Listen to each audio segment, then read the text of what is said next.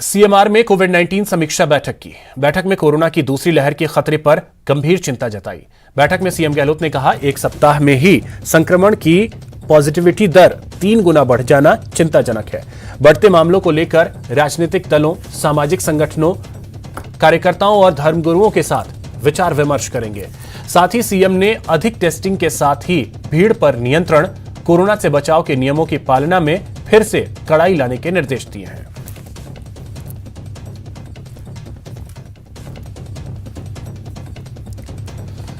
तो जिस तरीके से लगातार कोरोना के मामले बढ़ रहे हैं, उसने सरकार की चिंता बढ़ा दी है और यही वजह है कि कल सीएमआर में मुख्यमंत्री अशोक गहलोत ने बेहद अहम बैठक ली और चिंता उन्होंने जाहिर की है कि जिस तरीके से लगातार कोरोना के मामले बढ़े हैं, उसके बाद सख्ती कहीं ना कहीं अनिवार्य होती जा रही है।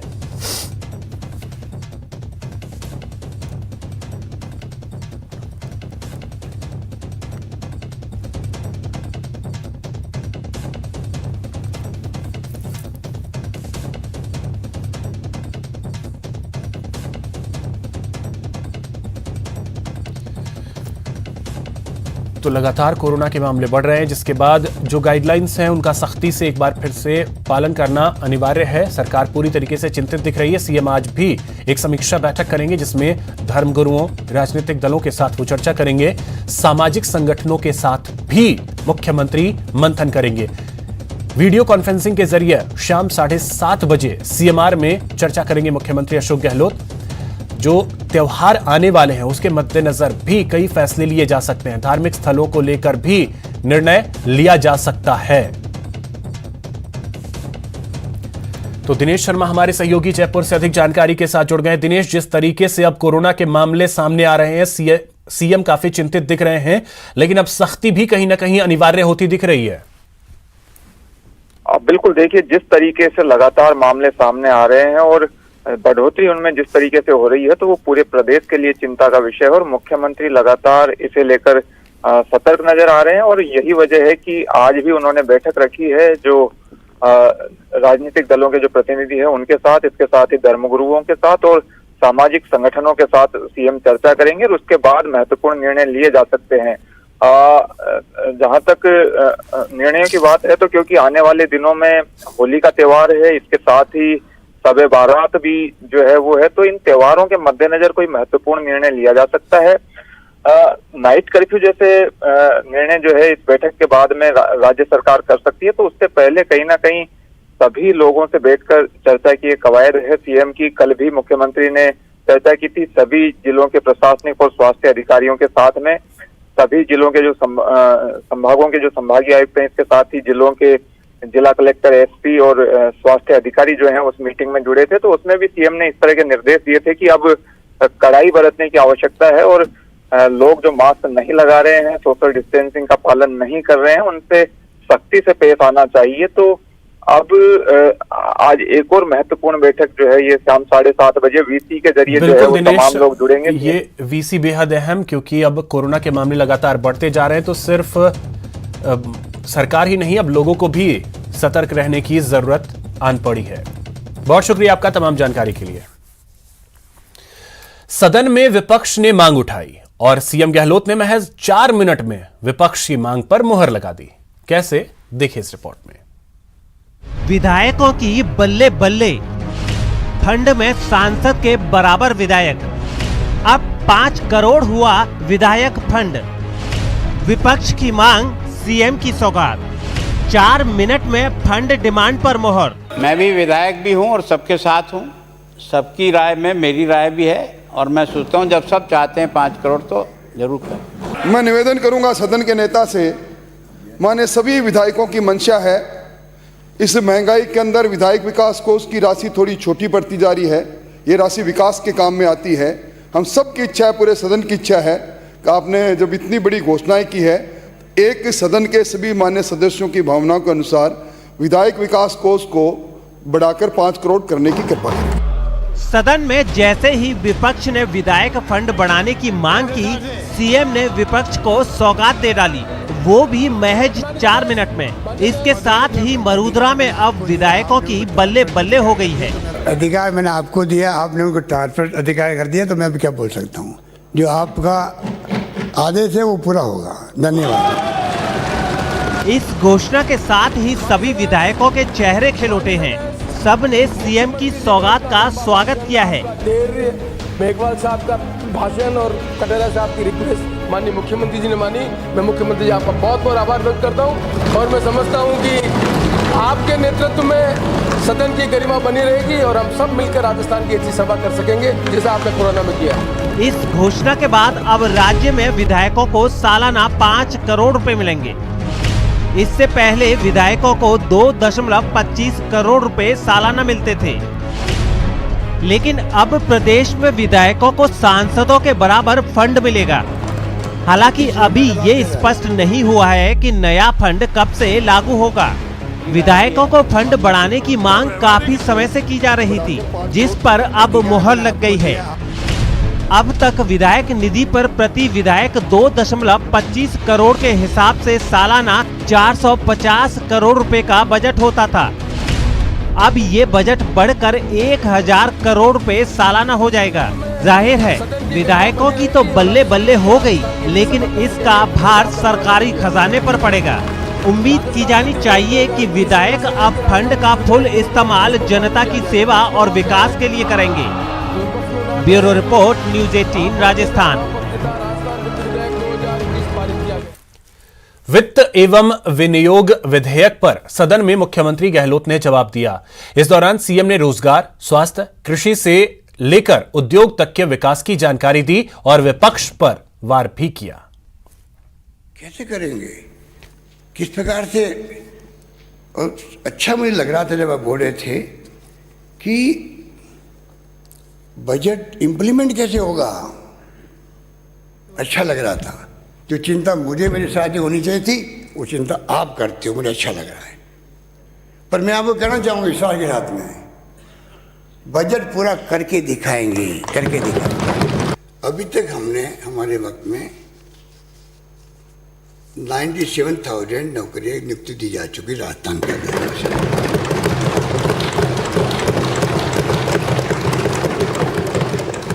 लगभग 17,000 भर्तियों के परिणाम जारी किए जा चुके हैं या परीक्षा आयोजित हो चुकी है और शीघ्र नियुक्ति दे दी जाएगी।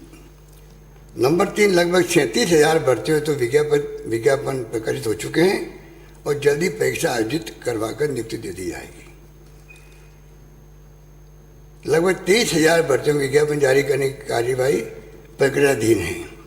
इस प्रकार माननीय अध्यक्ष महोदय सिर्फ 2.25 साल के अरसे में कोविड भी आ गया था, हमारे द्वारा 1,70,000 से अधिक लोगों को रोजगार दिए जाने की प्रक्रिया का संपादन मात्र 2 साल में किया जा रहा है। क्या आपने पिछली बार कहा सिर्फ 2 बार 10 साल में रेवेन्यू सरप्लस हुआ है, घाटे में चलता है। माननीय अध्यक्ष महोदय 10 साल में 12 साल में 2 बार नहीं हुआ, 3 बार हुआ है और तीनों बार आपके वक्त में नहीं हुआ, मेरे वक्त में हुआ है। आपने चुनाव के घोषणा होने के 2 दिन पहले 832 रुपये किसानों को दे दिया आपने सब्सिडी बिजली के नाम से। चुनाव जीतना था आपको, परंतु चुनाव जीत नहीं पाए और वो कोई प्रोविजन किया भी नहीं आपने। अब हमने क्या किया, आपकी बात को रखने के लिए कितना ध्यान रखते हम आपका बताइए। आपकी बात को रखने के लिए अगर हमारे पूर्व मुख्यमंत्री महोदय ने घोषणा कर दी है, अब उसको विड्रॉ मत करो। अब उसको और बढ़ा करके ताकतवर बना करके 1,000 प्रति माह 12 महीने मिलेगा। तो हमने एक प्रकार से आयुष्मान भारत महात्मा गांधी स्वास्थ्य बीमा योजना है उसको जो पूरे प्रदेश भर में लागू कर दी है और 1 अप्रैल से शुरू हो जाएगा रजिस्ट्रेशन करना। मैं आपको एक खबर देना चाहता हूँ यहाँ उसके अंदर। और 1 मई मजदूर दिवस से इम्प्लीमेंट होने लग जाएगी, ये मैं निवेदन करना चाहूँगा। अब तो करीब 90% हो गया मामला, 90% हम देंगे और 8-10% मुश्किल से देगी भारत सरकार। पर हमने तय कर लिया है राज्य में कोई भी वर्ग हो सबको पूरी तरह बीमा 5 लाख का मिलना चाहिए, ये हमने तय कर लिया। अब ये सारी शंकाओं का समाधान कर दूँगा, ये मैं दावे के साथ कह सकता हूँ। पर सदन को गुमराह मत करो। जिस रूप में आप बोलते हो ऐसा लगता है कि आप बिल्कुल सच बोल रहे हो। झूठ भी सच की तरह बोलना आता है आपको, झूठ भी सच की तरह बोलना आता है उन्हें। कोई कमी भी नहीं, कोई कमी भी कहीं पर आने नहीं देते हो आप। बताइए, आप कमी नहीं आने देते हो आप। लगता है वास्तव में सच्ची बोल रहे होंगे आप लोग। केंद्र सरकार की ओर से जमैका को कोरोना वैक्सीन मुहैया कराने के बाद इंटरनेशनल क्रिकेटर क्रिस गेल ने भारत का आभार जताया है। I want to thank you all for your donation of vaccine. Honorable Prime Minister Mr. Modi, people of India, the government of India, I want to thank you all for your donation of vaccine to Jamaica. We appreciate it. Thank you so much. India, I will be seeing you soon. All right. Thanks again. Love and appreciate it. Thank you so much. Alwar में शहर को साफ, सुंदर और स्वच्छ रखने के लिए नगर परिषद ने गांधीवादी तरीके से मुहिम चलाई है। यह मुहिम नगर परिषद ने शहर में अतिक्रमण करने, साफ सफाई नहीं रखने वालों के खिलाफ चलाई। लिहाजा जिन दुकानदारों ने अपनी दुकान के आगे अतिक्रमण कर रखा है, डस्टबिन नहीं रखा और गंदगी कर रखे हैं, उनकी दुकानों पर पोस्टर लगाए जा रहे हैं जिन पर लिखा है, मैं शहर का दुश्मन हूं, डस्टबिन नहीं रखता और सड़क पर माल रखता हूं और अतिक्रमण करता हूं। यही नहीं, नगर परिषद आयुक्त सोहन सिंह नरूका ने ऐसे लोगों के खिलाफ बहिष्कार की अपील भी की है, जिससे कि लोग सुधरें और शहर को साफ, सुंदर और स्वच्छ बनाने में सहयोग करें। उस पर भी लगाया गया।